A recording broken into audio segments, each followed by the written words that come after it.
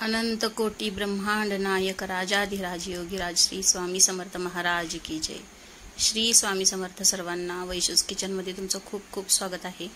तर हे बघा, छान म्हटलं आज गुरुवार आहे तर स्वामींना नैवेद्य काय बनवावा, तर मनात विचार आला। एक आंबे होते, काल मिस्टरांनी आंबे आणले होते, छान असे बदामी हापूस आंबे होते आणि मोठे मोठे होते।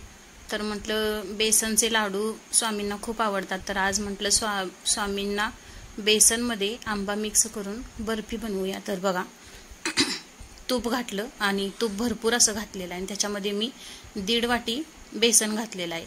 तर 1.5 वाटीत मी आणखी 2 चमचे बेसन वाढवलेलं होतं आणि हे बघा छान असं तूप त्याच्यामध्ये मेल्ट झालं व्यवस्थित असं। आणि नंतर मग हे बघा 1-2 आंब्याचा मी कचऱ्या अशा मोठ्या मोठ्या काढल्या होत्या, भरपूर मोठा आंबा होता, तर त्याचा गर मिक्सरला छान असा पल्प करून घेतला तयार।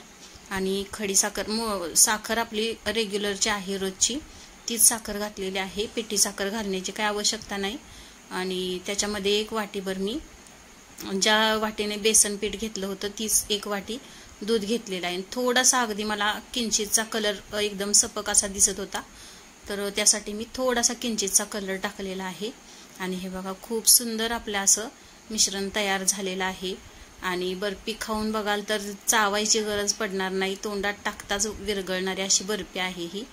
तर ताटाला छान असं तुपाचा हात लावला आणि त्याच्यामध्ये हे सगळं मिश्रण आपलं घट्ट झालेलं ओतून घेतलं आणि व्यवस्थित असं मिक्स करून फुलपात्राला थोडंसं तुपाचं ब्रश फिरवला आणि मग फुलपात्राने मी हे बघा एकसारखं व्यवस्थित अशी मी बर्फी थापून घेतलेली आहे ताटामध्ये।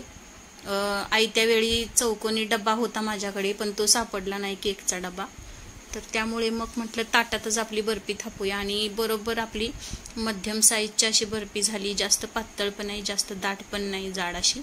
तर हे बघा अशा पद्धतीने वाटीने व्यवस्थित असं प्लेन करून घेतलेलं आहे। नंतर त्याच्यामध्ये मी छान असे पिस्ता होते माझ्याकडे, तर पिस्त्याचे एकदम बारीक बारीक काप करून वरून असे भुरभुरले आणि नंतर परत आणि मी वाटीने ते दाबून छान असं त्याच्यामध्ये बसवलं। तर हे बघा खूप छान टेस्टी झाली ही बर्फी आणि स्वामींना नैवेद्यही दाखवला। तर हे बघा अशा पद्धतीने मी कट केलेला आहे। पहिल्यांदा सरळ अशा चाकूनी कट केल्या आणि नंतर मग मी कापण्या टाईप, मला खूप आवडतात, काजू कतली असते तशी, तर तशा पद्धतीने मी ह्या बर्फ्या कट केलेल्या आहेत। तुम्ही कशाही आकारात कट करू शकता। आणि मध्यम साईजच्या बर्फ्या झालेल्या आहेत आपल्या, जास्त जाड नाही जास्त पातळ नाही। तर अशा पद्धतीने बर्फ्या नक्की करून पहा आणि व्हिडिओ आवडल्यास लाईक शेअर सबस्क्राईब करा आणि कमेंट करायला म्हणजे 1.5-2 वाटी बेसनच्या पिठाच्या बर्फ्या अर्धा किलोला जास्त झालेल्या आहेत, बघू शकताय तुम्ही। आणि खूप छान सुरेख असा रंग आलेला आहे त्याला।